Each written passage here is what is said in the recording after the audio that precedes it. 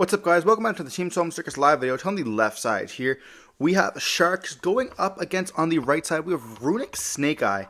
This is a variation of the deck for people who do not have all the money for that wanted engine. You can play a little bit differently, getting those additional draws. Unfortunately, if you do draw the Ponyx off of the fountain, you do not get to summon it out.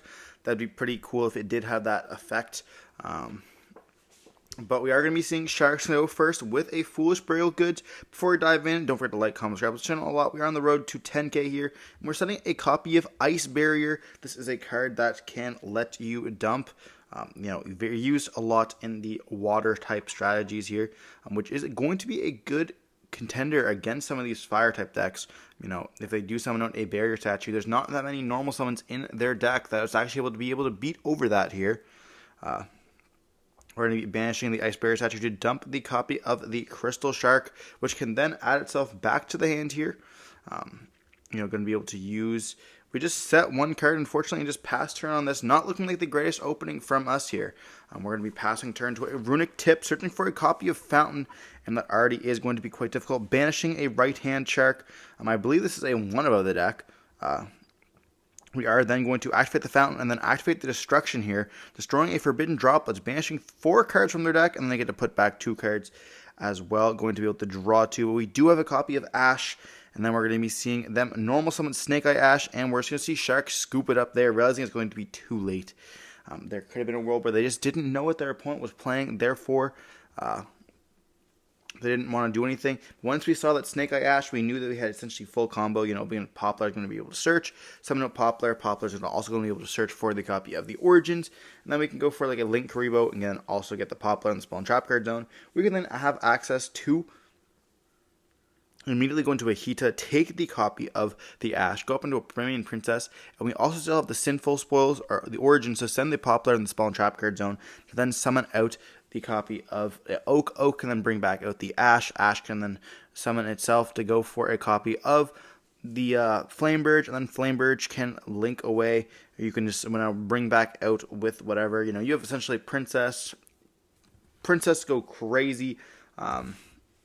Hita, which can steal if you need another body. You have, just trying to think, we have essentially everything. We have Amble Whale. We have the copy of Sunlight Wolf if we wanted to. We have, I don't even know where my copies are, the Raging Phoenix as well as Zelantis. We were OTKing that turn, and that was going to be that.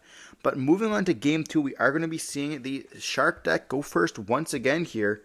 We're going to be seeing them normal summon the Buzzsaw Shark, activating the effect here to summon itself, or summon a level monster, going for a copy of Right Hand Shark.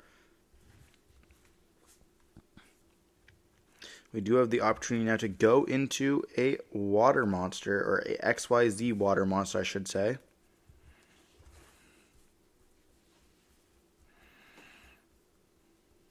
We're going to go for a Bahamut Shark. Bahamut Shark can actually activate its effects to summon out a Totally Awesome here. This is going to be an interruption as well, being a negate as well as an interruption by stealing the monster. We then get to overlay for a copy of the Armor, which is going to be able to search for 2 of the XYZ Armor cards, which is going to be quite good for us, being a trap that can actually suck an opponent's monster as well.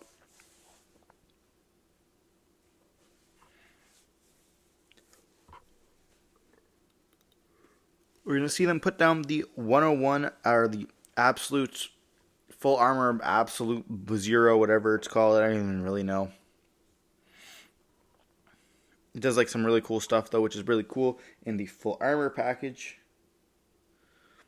They're going to set 1 card and pass turn here. We're going to see them activate the Fountain as the first action.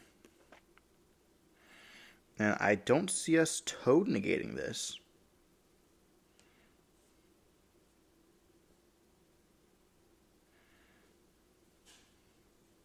There might be a world where you do Toad negate.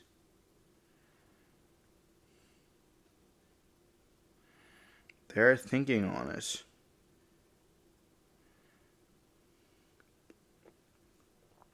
They're going to let that go through. We do have a copy of Flashing Fire to attempt to stop that Toad. We could take the Flashing Fire here, which we are going to be seeing us take. And it says stop, like having a Runick card in the graveyard as well. We could also add back here with the Toad. We are going to normal summon with the Poplar, activating the effect here. Searching for a copy of the Origins. I don't know if they're playing any other ones. I would assume they're not playing the field spell. There could be, the field spell being played as well. We have seen a lot of decks with double field spells, but Origins is going to be quite nice. Then you can just link away into Link Karibo as well, getting that Poplar to spell and trap card zone, having the additional body or additional card to send, which we are going to be seeing. We then can activate the Origin, sending the Poplar to summon out a copy of either Oak or Ash, going for the Oak here, and then Oak can then summon out the copy of, or add the copy of Poplar. Poplar can then summon himself out.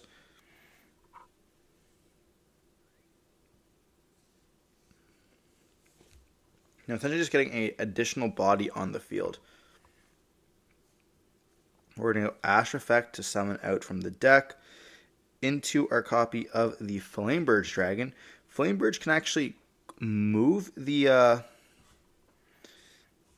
XYZ to the spell and trap card zone. But we're going to see the full armor XYZ, or the trap activate here, which is going to be making them rank up. And then they can actually banish the effect as well to let them equip a card here. Then when we equip a card, we can then steal or suck in this case, which is really good because against a Fire King as well as this deck, you don't want to be destroying cards at all. So like being able to suck the cards can help out the deck a lot because of the fact that you're going to be essentially doing something completely different, not destroying, not triggering anything. Unfortunately, the copy of Flamebirds will not be able to trigger because it says when sent from field to the graveyard, hand or field to the graveyard, and while it is considered an XYZ material, it is not on the field. And Toad is going to be able to return itself to the extra deck here from its effects, which is quite nice, not being a once per turn or being a soft once per turn. So, having multiple copies of it, being able to put it back and summon back out, just really cool. We do still have the Poplar though, but we won't be able to do very much.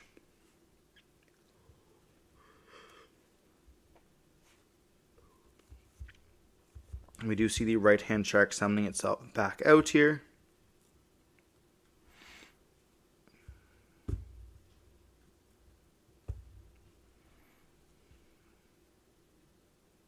But will Sharks be able to take the lead?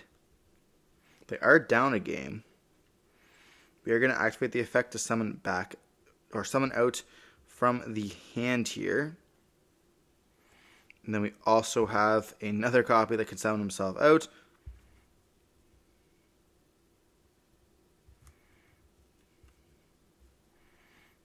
We have not used our normal summon. So we're going to be banishing to negate the effect of Fountain permanently here for more than one turn. It's for our turn as well as the next turn. So stopping those runic spells from being activated is going to be quite beneficial. If they had some in hand, we don't even know if they do have them in hand. But then we get to normal summon with the Buzzsaw Shark, activating the effect targeting itself, which is going to let us summon. Going for that copy of Lifeless Fish. I remember when this card first came out in Eternity Code, people were like hyping this card up, and it did absolutely nothing. A lot of these cards are actually like fairly expensive for the longest time, and then eventually just became like a full deck. It doesn't even see play. It's like a really rogue deck, but it is like, I don't want to say mildly expensive, but it is a bit expensive. Obviously, with SP, every deck is really expensive, and then when you're looking at the cards like Snake Eye, obviously it is not as expensive as that, but here we can then overlay for our Bahamut Shark, and then go for a copy of the Sea Kraken, number 4 here, turning everything water, which is really good against the Fire King deck. Not being able to destroy a fire on the field can be quite impactful, as well as, stopping those cards like Heatub from being made, as well as like Sunlight Wolf, and then really anything else. Obviously, Raging Phoenix needs fire monsters as well.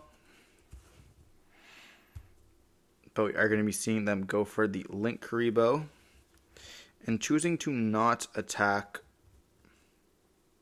choosing to not go into the Bahamut Shark. Here is interesting, not going for a copy of the Toad, but they do attack with it and then going to attack with the Sea Kraken.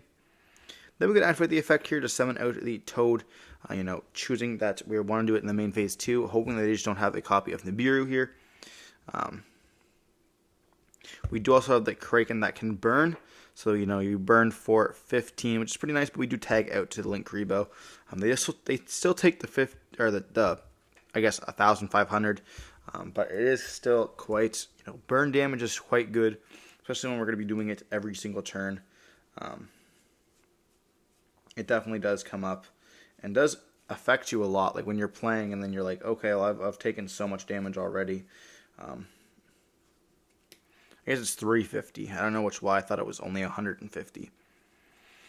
But we're going to see the Hugin going to be discarding the copy of Flamebridge, which can then...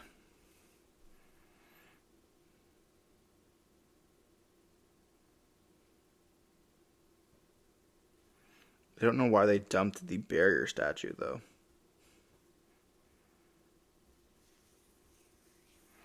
We're going to be summoning out the Oak. Oak bring back out the Snake Eye. Snake Eye can then search for a copy of the Birch. Not a lot of players are playing this. I guess you can play it in pure Snake Eye. It does let you go into the Flamebird during your opponent's turn, which can be quite good.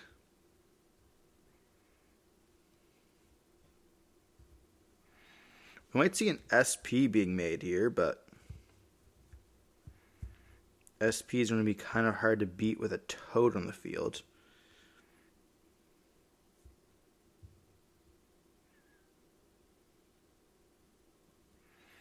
We're going to be seeing SP being made.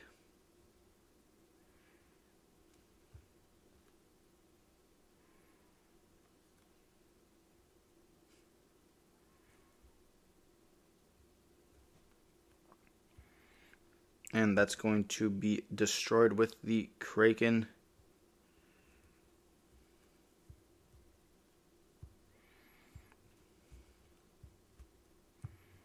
Which is like, you activate SP, you hope they Toad negate it. They don't. But instead they go Kraken, destroy it. You can't even chain your SP because they just Toad negate that. And you're in trouble, I guess. So then we just let it go through because they don't negate, and then you're like, okay, well, they're going to negate, and I'm just gonna get so much out of this. But is there a world where you actually just want them to negate that because you're already getting destroyed anyways, so you just don't care?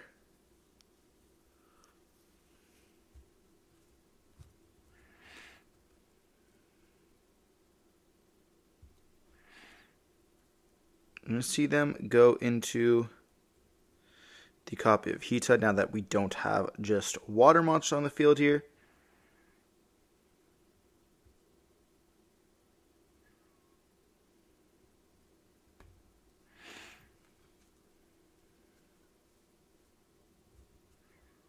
And this will potentially get us to a...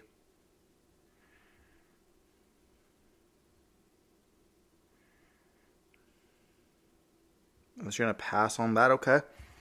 So we're not going to go attack into it.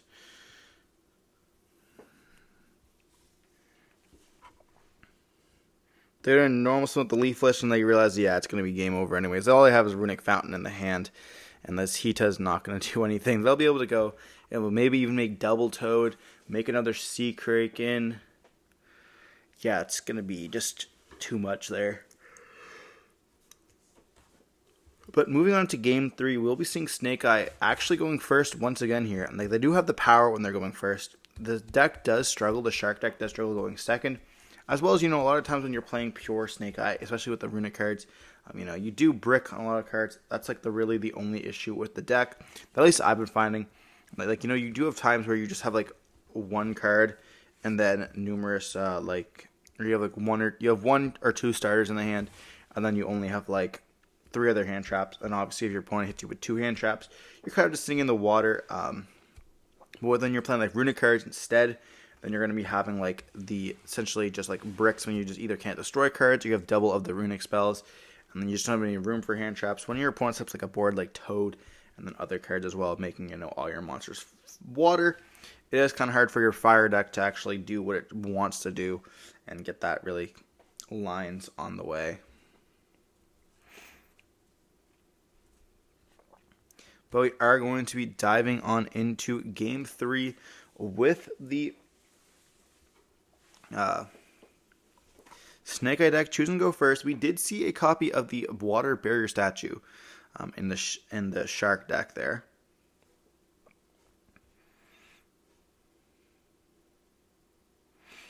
I'm not the best with knowing exactly what this deck does.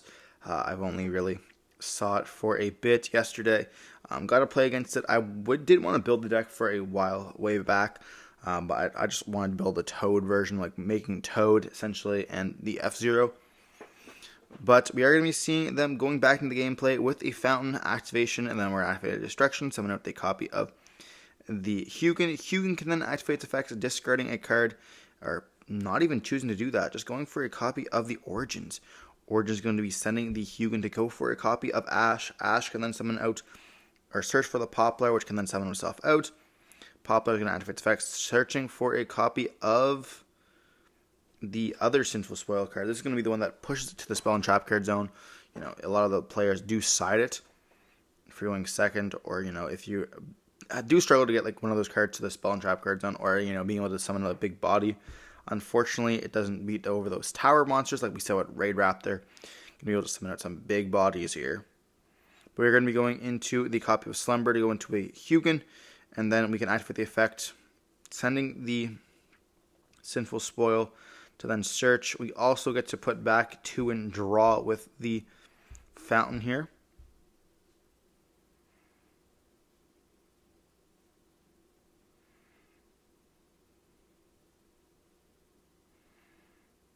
We're then going to go into a copy of the IP.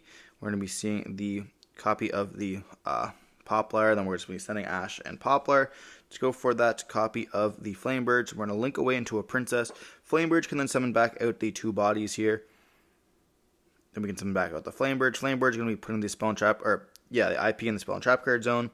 We then can link away the Ash plus the copy of the Princess to go for a copy of either Raging Phoenix or a copy of the Amble Whale here. Potentially even going for a copy of the Sunlight Wolf if we wanted to.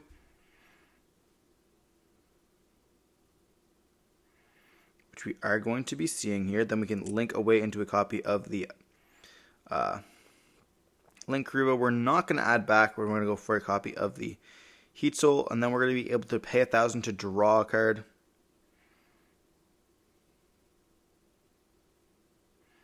We then get to normal summon out the Oak. Oak summon back out the Ash. And then we can just link away into a copy of the Amble Whale here, leaving the Oak onto the field, which is going to be fairly interesting. This will let us make a big Appaloosa. We can go Flamebird into the copy here of IP, going into the Appaloosa. We also can tag out the Oak at any time for a copy of Link Karibo, which has a cool interaction with the Princess. Princess can target the Oak as well as the copy of our opponent's monster. We then chain Link Karibo. You just destroy your opponent's monster, summon out the copy of the Princess as well, and then you have a Link Karibo on the field before you are locked, which is quite nice. But we are going to be seeing them go IP for an Appaloosa here, going for a 3-man Appaloosa as well as getting the Flamebird effect. Send back out the Poplar as well as Ash. Ash and Poplar will both be able to trigger. Triggering for a copy of Origins as well as another copy of Ash. Now, if they are playing the 2 copies of Oak, there might have been a world where we do search for the Oak, but we saw the Birch in their deck as well, so they could potentially already have it in the hand. We are going to go for a copy of Evenly Matched here, and choosing to keep the 3-man Appaloosa instead. The normal summon is quite valuable for this deck. But there might be a world where you actually choose to keep the Amble Whale on the field to then destroy with a Princess. Unless we have another way to get a body on the field or a fire body on the field, I don't see the Princess Interruption even coming up here. But we are choosing to keep the 3 negates over, a pop, which is quite nice. We're going to go for the Foolish Burial Goods once again, dumping the copy of the Ice Barrier. Ice Barrier banished to activate its effects. We're going to be dumping most likely a copy of the Crystal Shark or a copy of Gamma Seal here. Then adding back that Gamma Seal, and then we already know what's going to happen. We're going to be smashed down with that copy of Gamma Seal. Gamma Seal is searchable in this deck, which is a really cool interaction. We're going to then summon out the Sea Needle thing, and then we're going to be seeing the effect of the Silent Angler summoning himself out, making us not be able to summon out from the hand for the rest of this turn here. We then look like we're going to overlay immediately into a copy of... it has to be something good, so... we have no more normal nor extender here, so we'll be choose to go for the copy of the Bahamut Shark and go for a single copy of Toad. Are we going to go for the copy of the number 4 Kraken here, which is going to be destroying the Gamma Seal? Choosing to go for the Bahamut Shark instead, which is going to be summoning out that copy of Toad. And then we can go for a XYZ Encore, or number guy, XYZ Encore. What am I trying to say here? Searching for both of those armor cards.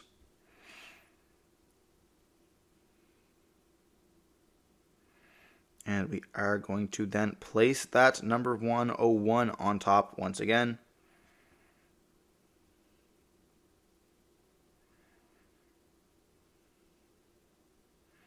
We then set 2 cards, and they do have the copy of Nibiru here.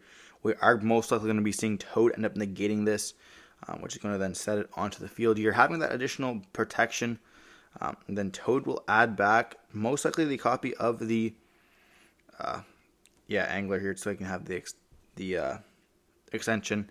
We do see activating a Fountain, then activating a Tip, searching for a copy of the Destruction.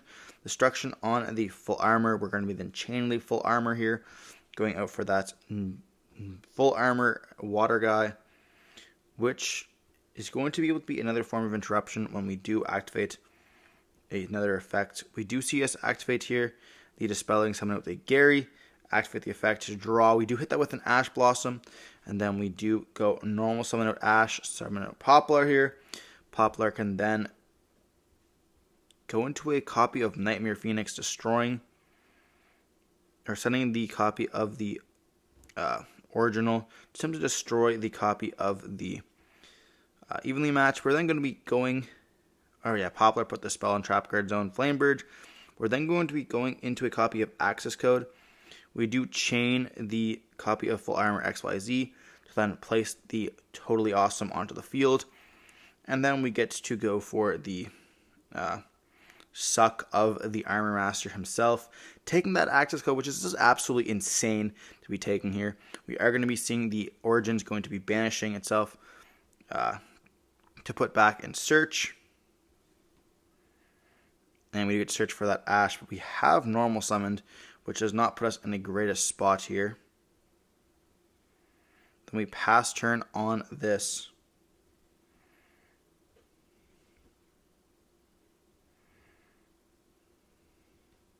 We see lots of cards in the Spell and Trap Guard Zone lately.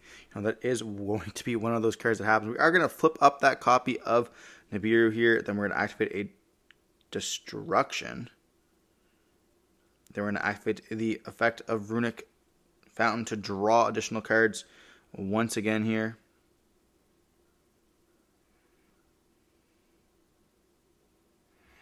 That might have not been Destruction. That might have been like Flashing Fire or something like that. I'm not too sure. But I didn't get to exactly see that Runick spell. We are going to then go for a copy of the Shatana. Then we're going to be summoning out to the Angler thing. And then we're going to be putting the Sea Kraken on the field. They're going to go Battle Phase here. Attack. Then we gain 300. We are going to activate the effect of Flashing Fire to negate.